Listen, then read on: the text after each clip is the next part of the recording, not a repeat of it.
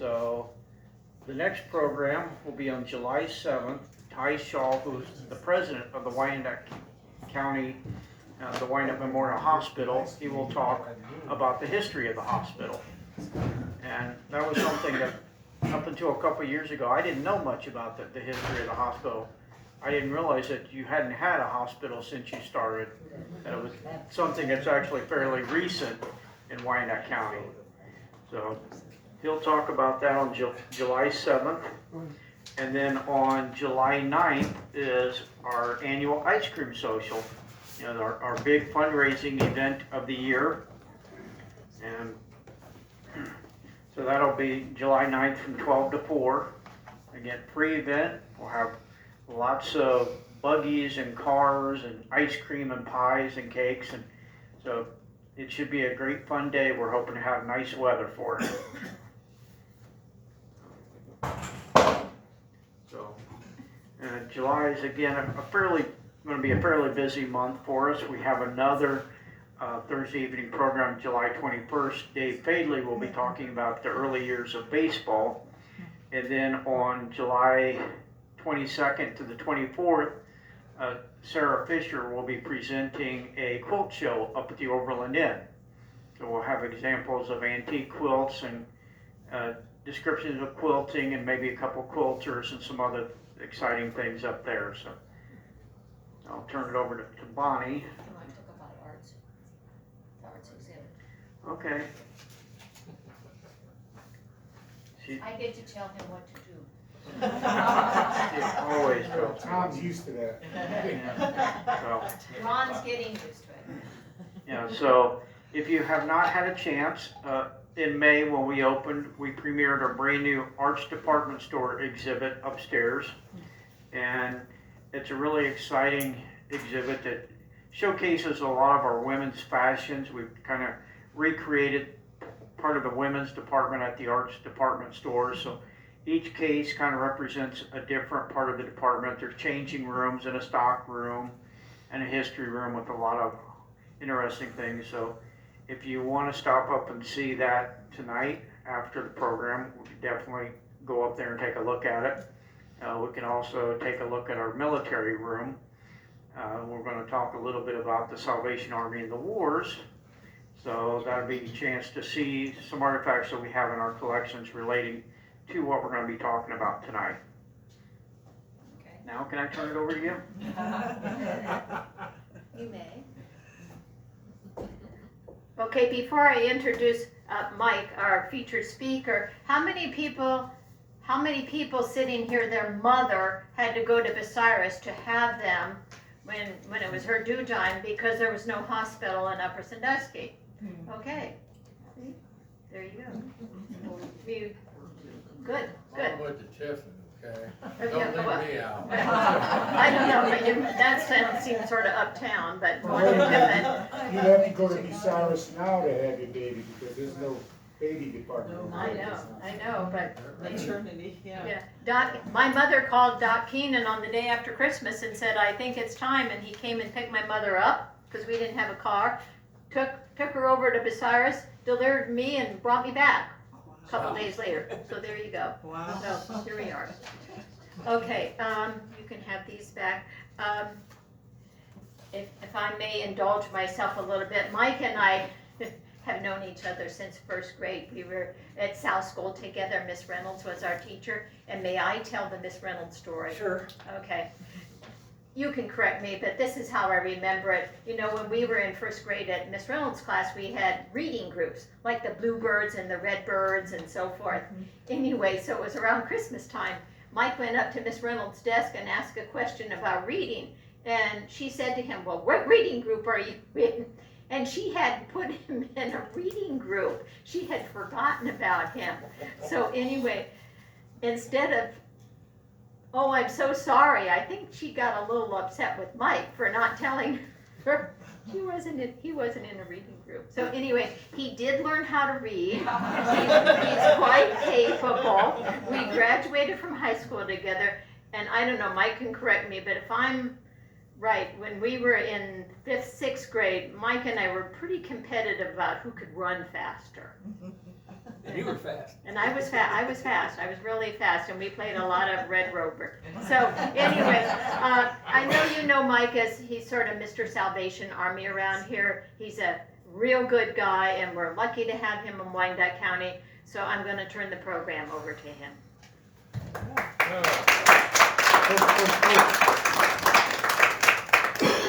Thank you, Bonnie. You're welcome.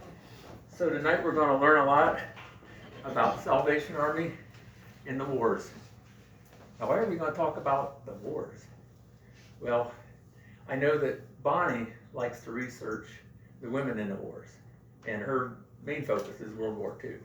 She's traveled all over Europe, different battlegrounds and things, and really studies that. But I knew that the Salvation Army had a very interesting history in World War I, and I asked her if she would like to research that, and she is going to give us a presentation on that, so that'll be very informative. And that's actually helped the Salvation Army gain a lot of popularity then, because when the soldiers came home, they were telling wonderful things that the Salvation Army had done there, so it really caught on. But what I would like to talk about a little bit tonight is what's going on in the war right now.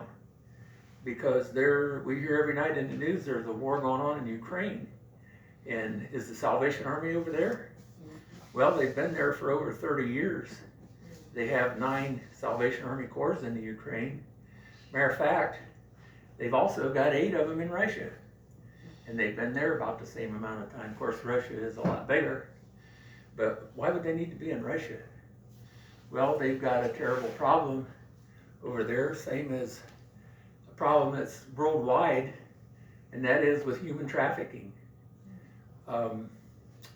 Seems like there are these evil people who like to exploit women and children, and even in Russia they've started what they call women's clubs for Salvation Army, and that's to take care of the women with children and to help them out so they're protected from the human trafficking. But what's going on in the Ukraine? Well, from what we hear, mostly people are trying to get out of Ukraine. So far, 4.2 million people have left, going to wherever they can find a place to stay. That's a lot of commotion. The Salvation Army is there. They're not leaving. They're staying there, all 8 of the Salvation Army Corps. But you know, we see all the traffic of people leaving, but there's people on motorcycles, bicycles, people walking just to get it to a border to get out of there. So the Salvation Army is providing meals along the way, giving them a place to stay in the evening. Each one of those corps is able to sleep at least 175 people every night. So they're just trying to give them a safe place till they can find another safe place. But another good thing is that, well, right now Salvation Army is in 132 different countries, but all of the Eastern European countries have Salvation Army there. So when these people get to a border, there's somebody there to help them. And one of the big problems that they have is language barrier. You know, you get to another country, you got to be able to communicate. So they're there with translators trying to find them help, you know, in their language so they can understand. But also, those human traffickers are there waiting on people too. They've got to get them on the right bus or get them the right transportation or heading in the right direction, because even then, there's people waiting for women with children to take them to a bad place, you know. So the Salvation Army's telling them how to get to a safe place.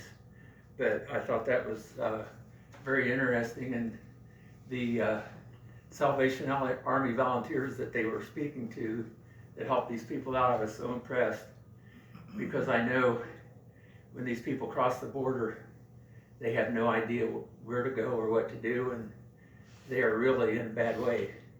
But even then, the Salvation Army volunteers said it felt so good to be able to help these people. You know, that's one thing about serving in the Salvation Army, when you're able to help people who are less fortunate. You know, it's a very good feeling to be able to help them. So even the Salvation Army workers there were getting blessed. But enough about that. I know I would like to hear what Bonnie has to say. So I'm probably more interested than anyone else here, Bonnie. So I'd like to see Thank what you. you've researched and what you found out here. So I'll turn the program over to you. Okay, well, thank you. Although I could listen to you talk a long time. Well, I will say this, that when you're done, I know Ron had been interested in what's going on here locally. So we have our representatives from the office, Patti Speigel and Cheri Mack, are going to share what's going on here in Wyandot County. Right. That's great. And we'll still be here if anybody has questions, answer any questions that anyone might have. Oh, that's great. Have to make sure I have all my tech stuff ready to go here. I found this Salvation Army. It's a little bit of a background and it has its mission there. When I'm all finished, I'll put that back up on the screen in case you want to look at it again. Mike sort of took a little bit of my thunder away. 132 countries. And you can correct me if I'm wrong about this information, but the international headquarters is in London, and the Salvation Army is divided into 5 zones, and they're Africa, America and the Caribbean, Europe, South Asia, South Pacific, and East Asia. So this gives you a little bit of idea if you'd like to look at that. But like Mike said, the Salvation Army is everywhere. I thought I'd do just a little bit of background. This is William Booth, the founder. He was born April 10th, 1829 in Nottingham, England, and he was reared in poverty. And he had 3 goals in his life: rise above his circumstances, find a purpose in his life, and really make his life count. Which sounds like a good goal for all of us. In 1846, when he was 15, a noted American revivalist of the, and I never knew this existed, Methodist Episcopal Church came to his hometown. And this was his on the road to Damascus moment. He began street preaching. At 17, he walked long distances on Sundays to handle county preaching engagements. He took a number of transient pastorates along the way, and in 1854 he finally found some stability in the Methodist New Connection, and I'd never heard of that either. Had you, Tom? I know you're a good Methodist. Have you ever heard of the Methodist New Connection? Most Methodist churches are messing with this before the merger with the EV, it's the John United Methodist. Across the street, New Connect. Anyway, in 1855 he was assigned the work of evangelist. In 1858 he was appointed to a church in Gateshead, which is in England. He earned the nickname while he was there, the converting shop. So that gives you an idea of how effective he was. In 1861, that was a turning point. That was the year, was a turning point in his life. Was he going to be allowed to continue his revival work? And this was to be answered at a conference. And the voting result was a compromise, which meant he really wasn't going to go out and be able to be an evangelical preacher like he wanted to. So here's this convention with this decision was made. His wife is up in the gallery, and she stood up and she declared in a really loud voice, "No, never." Well, you can imagine, first of all, that a woman stood up and caused this commotion. Anyway, consternation, and anyway, there was confusion. The 2 of them walked out of the convention and they walked away to their destiny. Now, we all know the Salvation Army stands ready to respond to humanitarian crisis wherever they may appear. And the Salvation Army is known for its work in World War I. In 1917, the American Salvation Army responded by providing spiritual and emotional support for soldiers fighting in France. Now, never in United States history had an organization aided so many troops over such a wide geographic area under wartime conditions. So this was, I think, the real beginning of the worldwide movement. The Salvationists organized respite from the war. They provided materials, free meals, recreation. Oh, they taught reading and writing. They offered religious guidance, clothing. But probably the best known of their World War I activities were the girls serving the donut lassies. And here is a picture. And we have a little something a little bit later. I'll just digress for a second here. Ron and I were talking about this, and Ron is a real trooper, so I don't know, do you want to come up now with that, Ron? He did some more research into the donut lassies, and he has some things that he could pass around. Go ahead. All right. Yeah, when Bonnie and I were talking about this, I did a little bit of research for her, and the donut lassies, you know, I had never really knew about the Salvation Army, the donut girls in World War I. I knew about the service canteens in World War II, which I'll talk about a little bit later. But I found some really kind of interesting images, and I'm going to pass a couple of these around. Go ahead. So the impetus for this started in September in 1917, when women traveled to the camp of the 1st Ammunition Train of the 1st Division, mere miles from the trenches in eastern France. Initially, they provided only those services that I just talked about, you know, the reading materials and the comfort and so forth. Then 2 of the women who had traveled with them hit on a novel idea, and you can imagine what it was.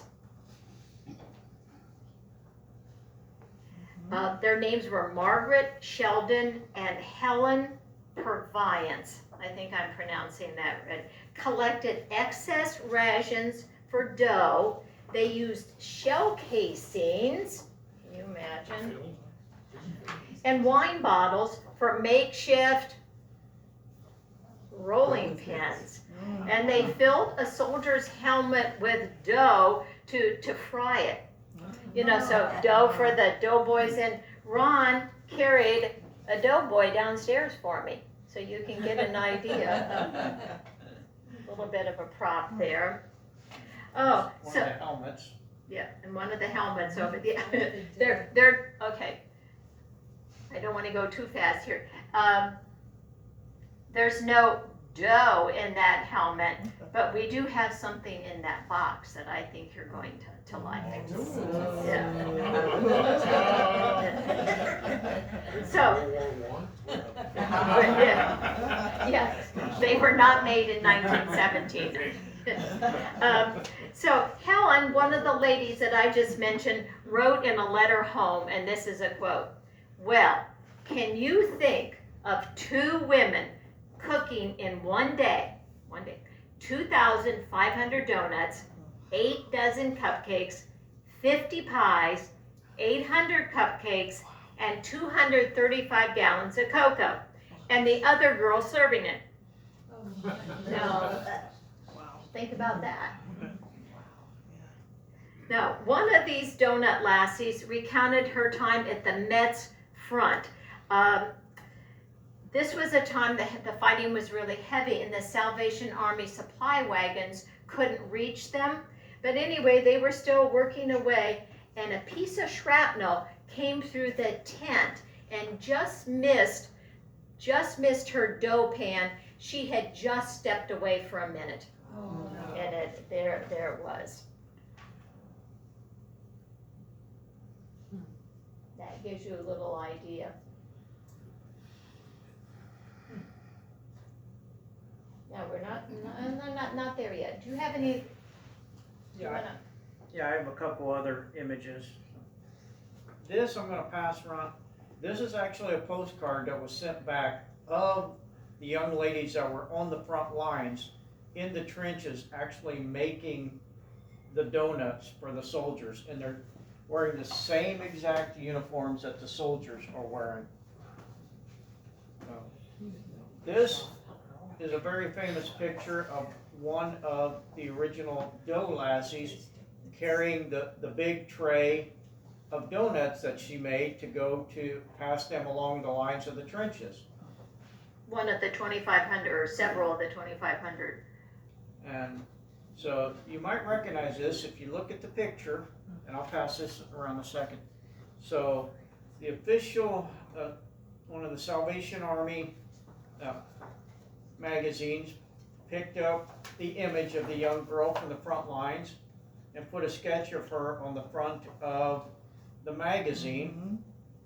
And then someone wrote a song called "Don't Forget the Salvation Army," also known as "My Donut Girl." This is the only official song endorsed by the Salvation Army during World War I. And this is actually a cover of sheet music. I have not looked for it yet because I didn't know it existed, but maybe for Veterans Day I'll see if I can find what the lyrics to "My Donut Girl" is. I know we have a couple good singers in our audience out here. Okay, so how many people have heard of National Donut Day? We just had it. Okay, yeah. Anyway, it's a way to celebrate the bravery of these donut lassies, and it lives on. It was started in 1938 in Chicago. It's just a reminder that the Salvation Army, the donuts fed the body, but what the Salvation Army really stands for is to feed the soul. And of course that's in your goals and in your motto. These women, you know, when you think about it, were really a link to home and family, the doughboys. And you can imagine most of these young men, of course our soldiers are always young men, were away from home for the first time. So here they were getting donuts served by women who spoke American. It was really a part of home. And the Salvation Army today has carried on that tradition. They still feed body and soul. So today, over a century later, the Salvation Army is still there. So on National Donut Day, held the first Friday in June, we want you to stop and eat a donut. Now, here comes the best part, right, Ron? Okay, Ron's going to help me. Or you have something else to say first. Yeah, well, I have just a little bit that, you know, we've been talking about World War I, and this continued on. This was a big tradition in Ohio, and this even continued when the soldiers would go overseas on the trains. They would stop at the servicemen's canteens. So, how many of you have been to Dreamsville, Ohio, or Dreamsville, USA? How many of you have been to Denison, Ohio? If you've been to Denison, you've been to Dreamsville, USA. It received that nickname after the 1941 Glenn Miller song, Dreamsville, Ohio. And it was the idea that in Denison at the railroad depot, they had, and it started in World War I, and it also, they restarted it in World War II in 1941, the Salvation Army Servicemen's Canteen. This was one of 12 canteens that were at the railroad stops in Ohio. And Ohio had the largest number of 12. Most of them only had 2 or 3 in Ohio. But Denison was the 3rd largest in the United States. That's a picture of one of the early days of it. They had almost 4,000 volunteers that worked from March of 1941 through April of 1946. Because of the large amount of volunteers, they kept the canteen in Denison open 24 hours 365 days. Over the course of the war, they raised $1.3 million to serve 1.3 million soldiers that came across the rails. They said 13% of all United States service personnel that traveled throughout the country stopped at Denison at one point. And it was the water stop halfway between Pittsburgh and Columbus. So any of the soldiers that were heading to the East Coast would end up going through Denison, most likely. The ones going out west to be shipped to the Pacific on the trains would normally stop at Denison. So they said, you know, the canteen, you know, they served coffee, sandwiches, pies, cakes, cookies, donuts, lollipops, candy bars, fruit, gum, magazines, and even provided Christmas packages for the soldiers that they're traveling on the rails. And because they said that when the guys would stop, most of these were young men who was the first time off the farm or out of their small towns, and as they went through, they would be served coffee and donuts from these pretty young girls. So it was a dream come true to see all these pretty girls from that they got to talk to on the way in or out. And actually, there were a few romances that blossomed from these. But today, the Denison Railroad Depot in Ohio is a National Historic Landmark. As I said, it was the third largest canteen, and it is the only one that still exists today. They were going to, Conrail was going to tear down the depot in the 1980s. They saved it, restored it, and even today the hospitality. So if you go to the museum, you're greeted with a cup of coffee and a cookie when you go to the Denison Museum. So this is a picture, a couple of pictures I have here. This is a color picture of the soldiers in World War II stopping. They had 5 minutes to fill the water up in the train, the steam engine.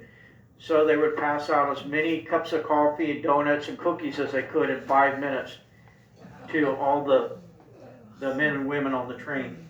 And to get them so quick, they almost made donut kebabs. So you could just go through, you get 3 or 4 donuts on a stick and take them with you on the train. But a lot of these soldiers were poor. They had no money.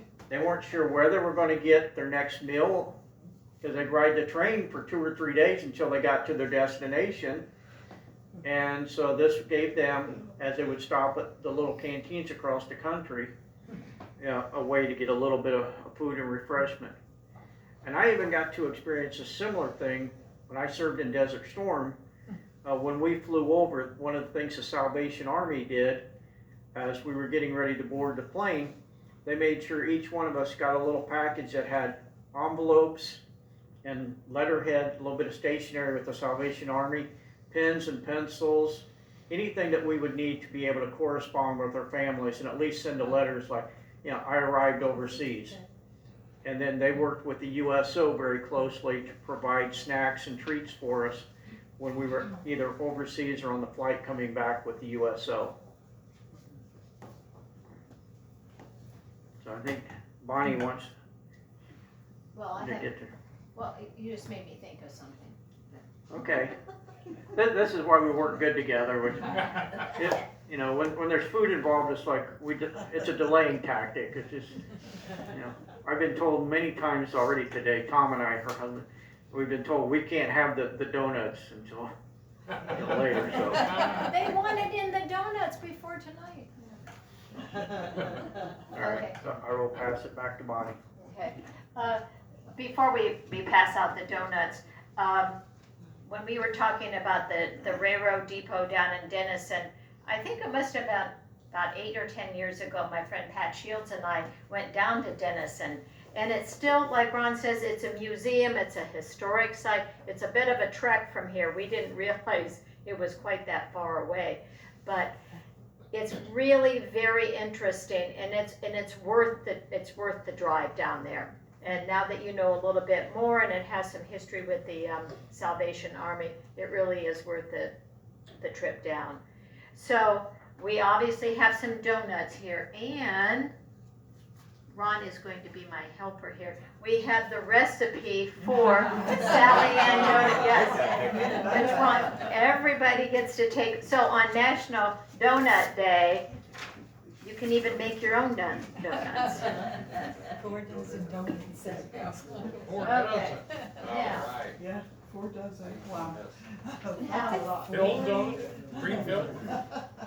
I doubt that. These, Step 7 should be, these start donuts eating are immediately. huge. Yeah, right? So we have a knife, and we thought if people wanted them cut in half, here, I'll hold, I'm not touching it.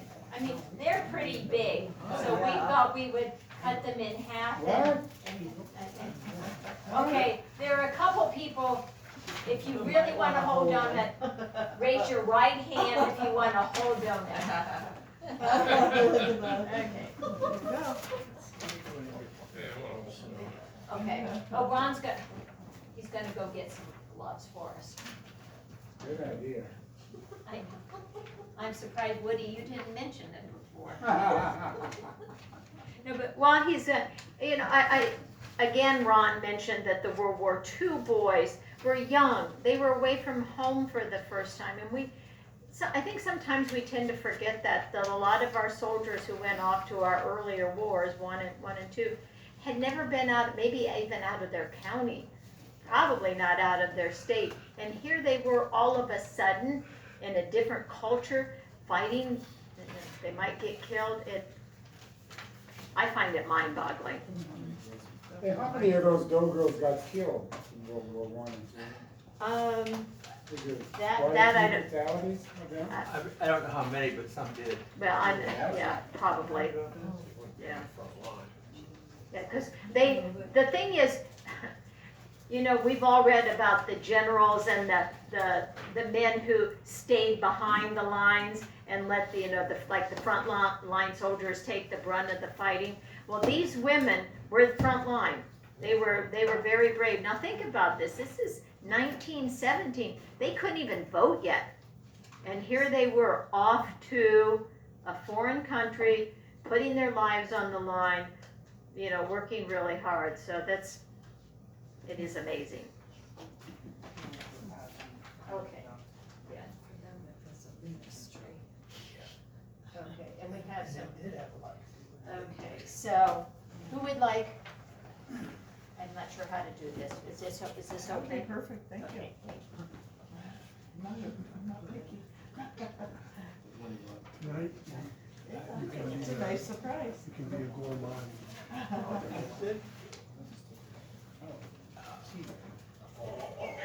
that was my answer. I'm figuring it out. Bonnie, while you're passing those out, Yeah. if somebody doesn't want a whole donut, is there anybody that wants a donut whole? Because they did have to pick the holes out of these, you know, to fry it. I know about that because from 1962 until 1966, I spent many Sunday afternoons at New Meister's Bakery frying donuts. And I think many of you remember Photo Fred, Manfred Hankey. Oh, yeah. Oh, yeah. Manfred Hankey was the donut fryer.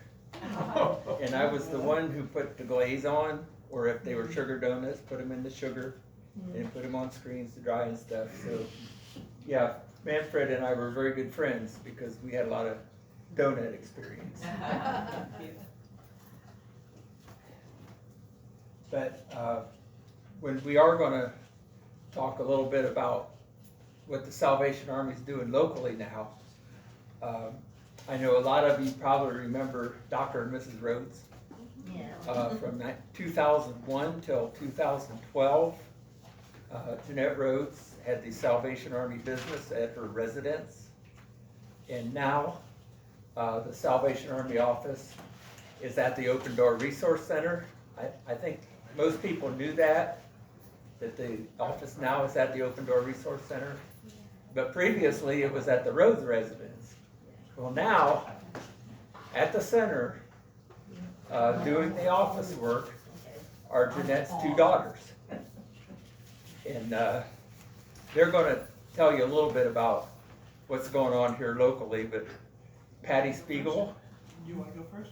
or Cheri, She's the oldest. okay, Cheri is the oldest. So Cheri's gonna Also, I go, don't have any donuts on my fingers There you yet, go. so Cheri's gonna start out, and then Patti will finish up, and then we'll be able to answer any questions that anybody has, we hope. Yeah, we were always concerned about mom and dad having the Salvation Army office at their home because a lot of really unusual people came trekking in and out of their house. But anytime we said anything to mom, she always said, God will protect us, and he always did. So, praise the Lord. I just wanted to mention, Mike asked me to mention, we have a program up there for the homeless. Patti and I are each Salvation Army representatives in that people come up there when they have a need, and we make appointments for them, and we talk to them and find out what their needs are. Patti had a couple that she talked to today in Spanish, something that I can't do, but Patti is a retired Spanish teacher, so she does that well. And so we find out what their needs are. A lot of times they're having trouble due to no fault of their own, paying an electric bill or paying their rent or something like that. The one gentleman I talked to today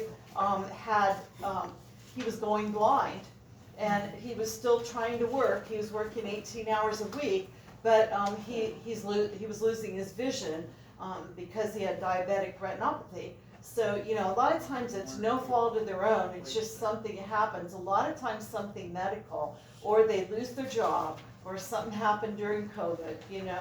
So their company shut down during COVID, for example. So we try to help them not only meet their immediate need to make sure they don't get evicted or their electric isn't disconnected, but we also try to plan with them longer term. And we have a class up there that I teach every Thursday, in case anybody's interested, that's called Getting Started. We used to call it financial planning, but then we'd have people come up there thinking we were going to tell them how to set up their retirement accounts. And we don't do that. It's just a 1-hour class to teach them how to set up a household budget. And so if you know of any young people that need that class, it's every Thursday at 10:30. But as a part of our ministry up there, we noticed a couple of years ago, we actually have quite a few homeless people in Upper Sandusky, in Wyandot County, I should say. And a lot of people aren't aware of it. A lot of the people that are homeless are living in their cars. And I actually think we're going to see more homeless soon because of the current economic crunch with everything getting so expensive. But I noticed one gentleman driving away, he was riding his bicycle and he had 2 or 3 plastic bags and stuff was falling out of his bags as he's driving away on his bicycle.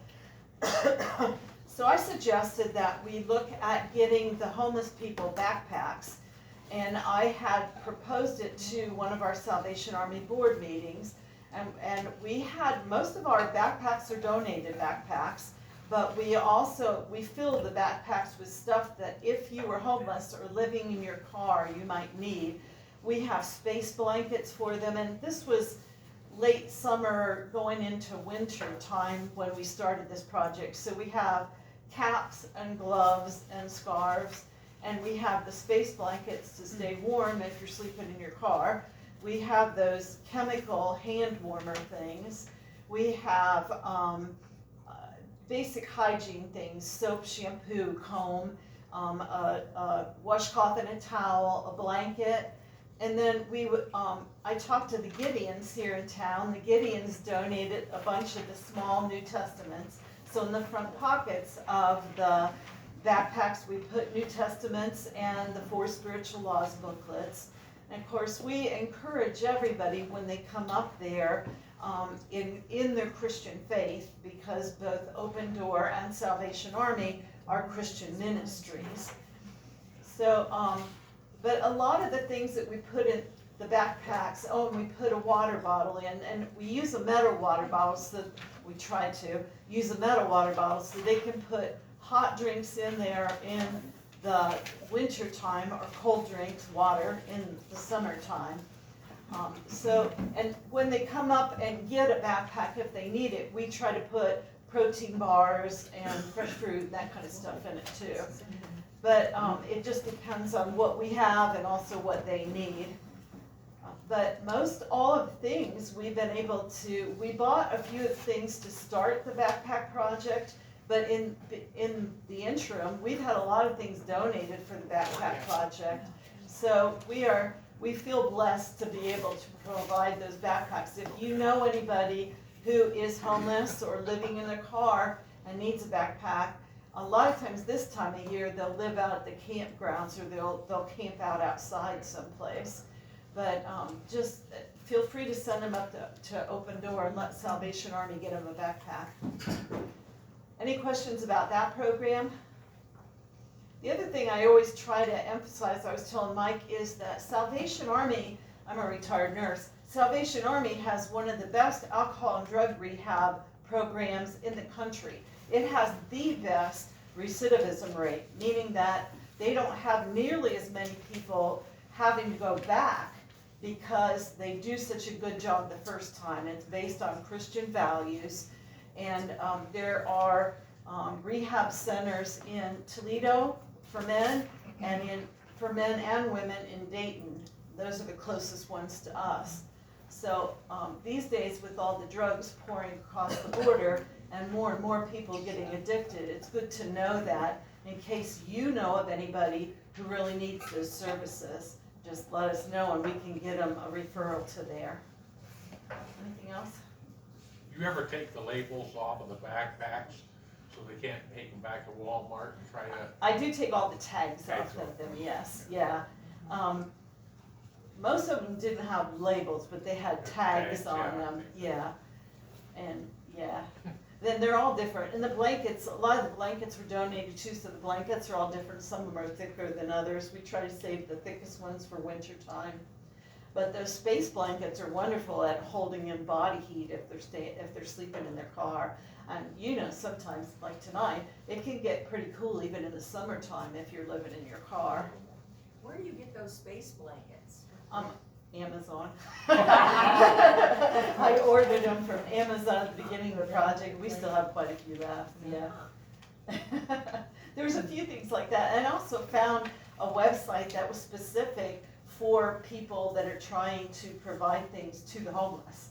And I don't remember the website right now, but it was like, I don't remember. But I could get it for you if you're interested. But it was specific.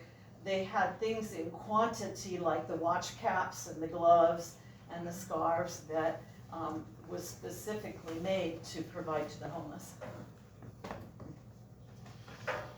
Any other questions? How many homeless do we actually have in Wyandot County? I don't know. I mean, that's the bottom line to that. Anytime somebody comes to us and says they're homeless, of course, we try to help them find housing or get them to a shelter. But some of the people that we've helped provide transportation to shelters, they come back. And they don't want to be in a shelter. And some of them are veterans, some of them just don't like to be cooped up in a shelter. A lot of the shelters nowadays are not safe because so many other people in the shelters are stealing from them. A lot of people have a dog with them too, and they're not willing to give up their dog. They aren't allowed to have any pets with them in a shelter. So some of the ones that I know that they're living in the car with their dog because they won't go to a place they won't give their dog up, and she is like their service dog. So we work with a lot of the landlords in the county too. So if a landlord has an opening, they'll sometimes let us know so we can try and get people into housing. You don't have to go anywhere. I'm gonna go eat my donuts. I have sticky hands from the Do donuts. you know how much money you have in the backpacks, what it costs you to make No, provide a backpack? because some of the items I could probably figure that out. Some of the items have been donated, and some of the items we purchased at the very beginning, but really not very much considering how many we've given out. Yeah. How many do you think we've given out by now, Cheri? About 25. Okay. Well, my name is Patti Speigel, and I'm number 3 of the Road Sisters. So Cheri's number 1, and I'm number 3. But you know, as we said at the beginning, Mike has been Mr. Salvation Army here in our community, and he's done so much for our community. But I knew that when I retired from teaching, I was teaching in Findlay as a Spanish teacher.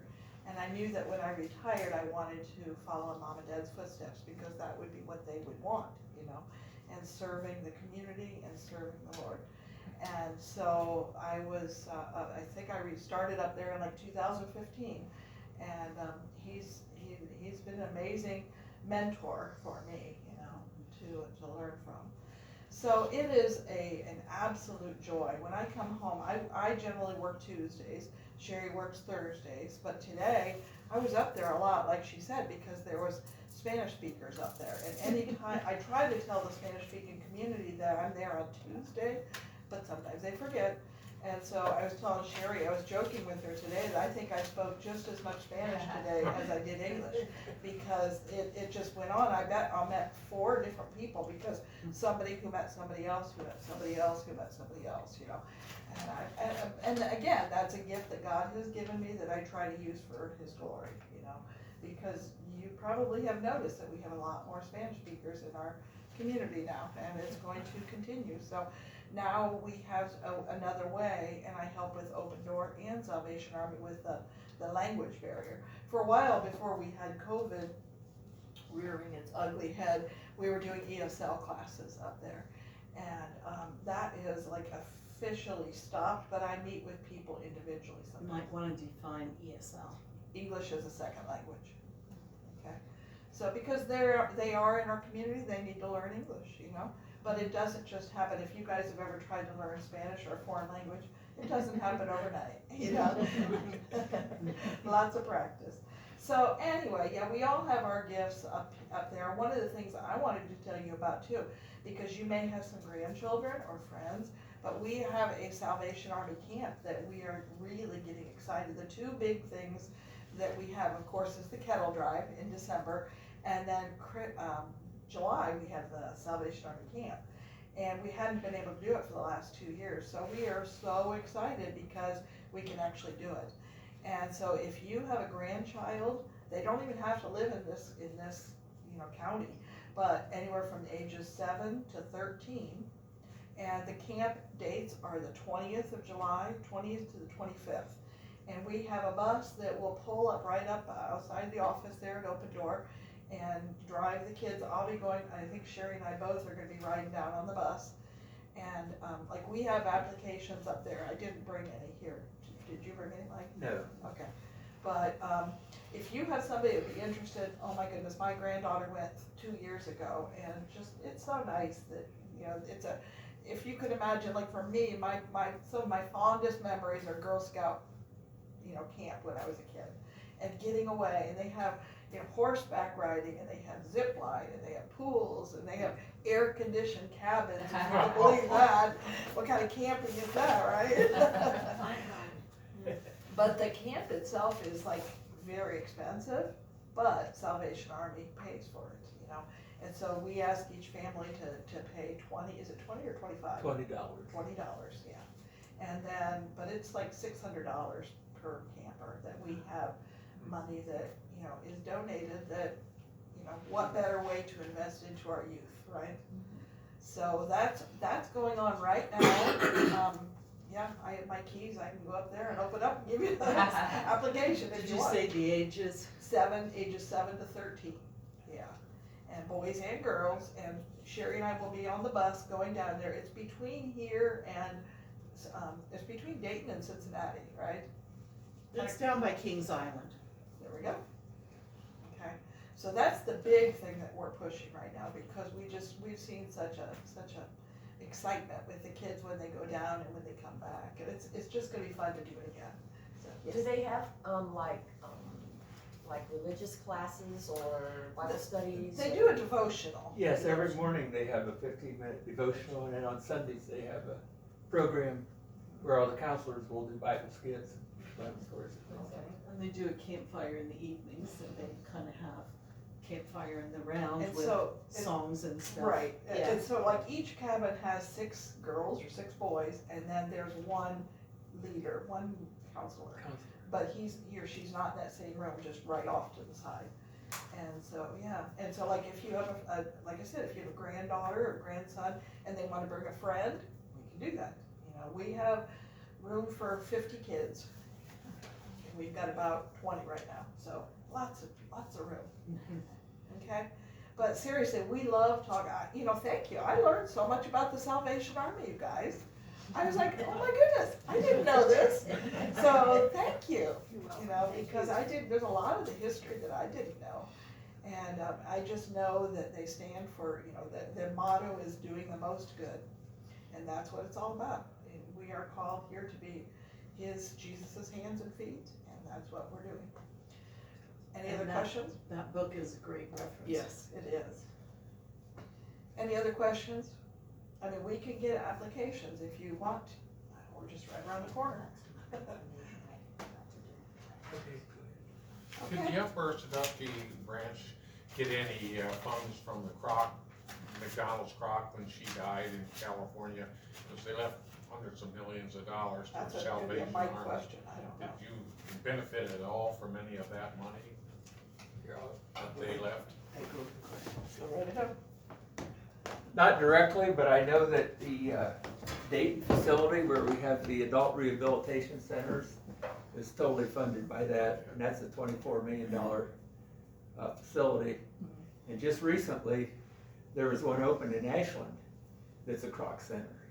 It's only been there a couple years, and it's those places are plush. They have really nice pools, nice gyms, nice facilities. It's amazing. The Crocs have donated a total of over $2 billion to Salvation Army facilities all over the country. And actually started at San Diego, even after Ray had passed away. His wife was going to a Christmas program with one of the Salvation Army ladies and was asking her, you know, what are some of the needs in this community? And they started pouring out and telling them, you know, everything that they needed, and she donated over $80 million right there in San Diego to get it started. And it was such a success that they just started expanding all over the country. So yeah, Crocs are the leading donors for. Now I look around the room and I see a lot of Salvation Army donors here, and bell ringers. And thank you everybody for your support. And we'll continue to do everything that we possibly can to be Jesus' hands and feet. Yes. Do you have a food pantry here in Upper? Well, we help supply the food pantries. Open Door has a food pantry. Our facility is at the Open Door Resource Center. They have a pantry that's out at the Trinity Evangelical Church. And then the St. Paul Lutheran Church has a facility in their parking lot. They're building a new facility at the back, and we help them. We also help Sycamore and Cheri supply theirs.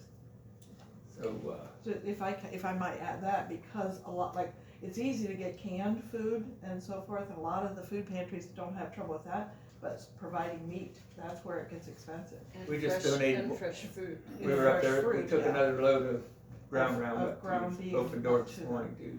Because, you know, that, like, I know that if they want to make a dish and have hamburger, then they can make a lot of things.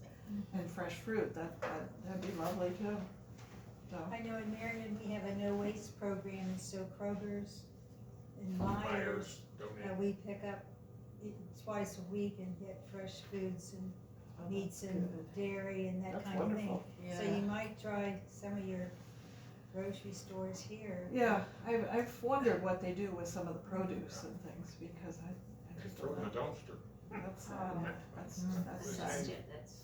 I want to thank Randy for setting up here and having this on YouTube, but Randy is also our Salvation Army volunteer technical director on our board of directors.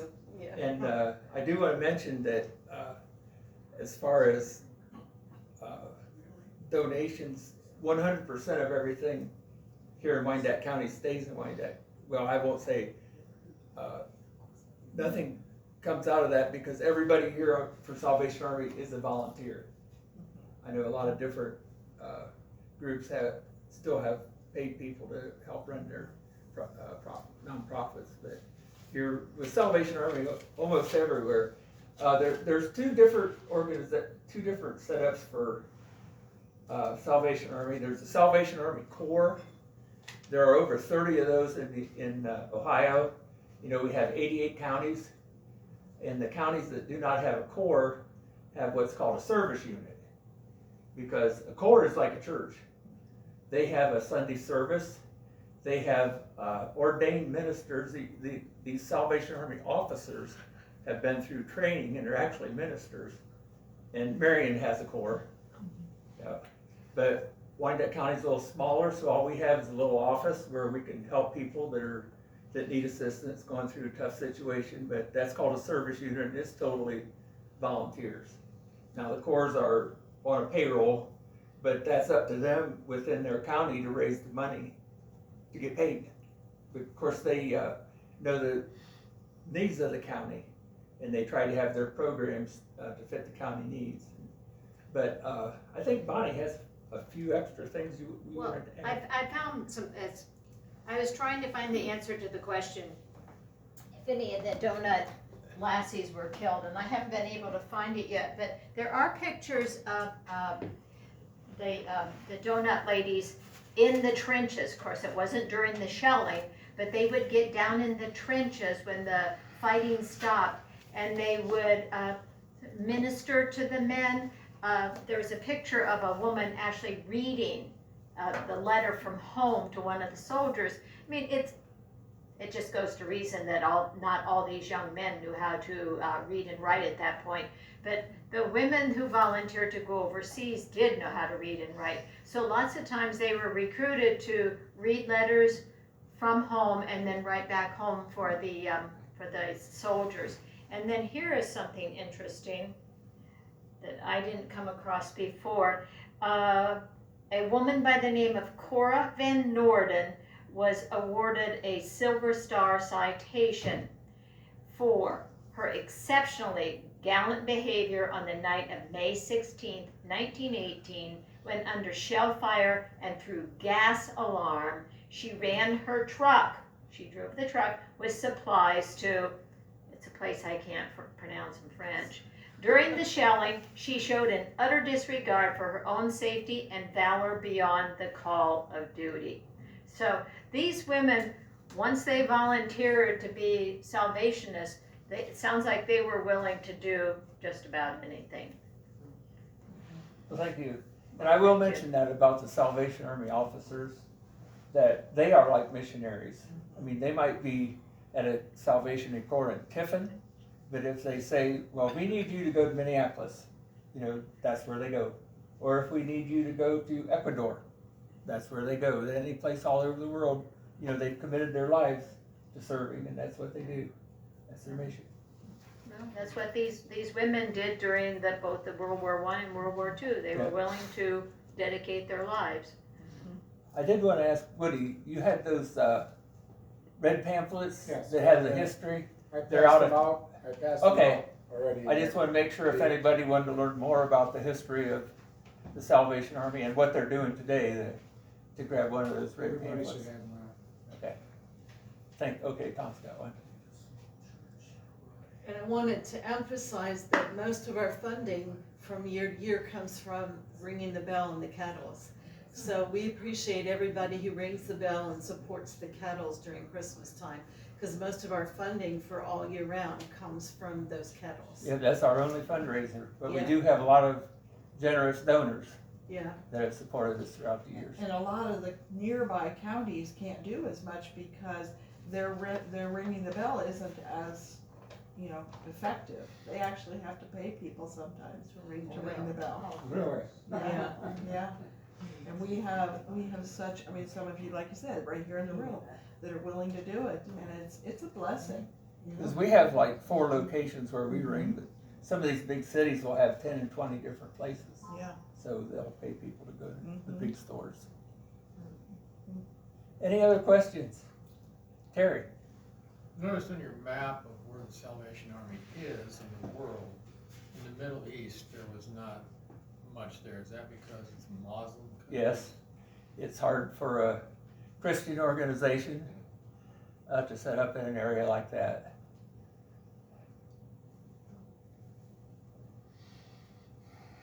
I've got a question. How do you differ from like the Red Cross when it comes to assisting with like disasters? or They're fires? both there.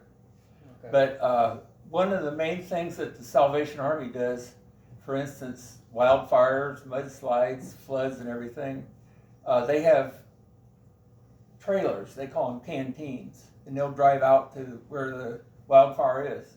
And they'll set up there and they'll have refreshments for the first responders. Because if they're up fire and, you know, they're overheated and tired, and they'll come down and get a water and sandwich. And even during 9/11, Tom, the firemen were coming in and their boots were melting off of their feet. Oh, And they went down and got fresh socks and fresh boots and would wash the firemen's feet and then get fresh boots and fresh socks and send them out. Whatever they need, they're there to help the first responders.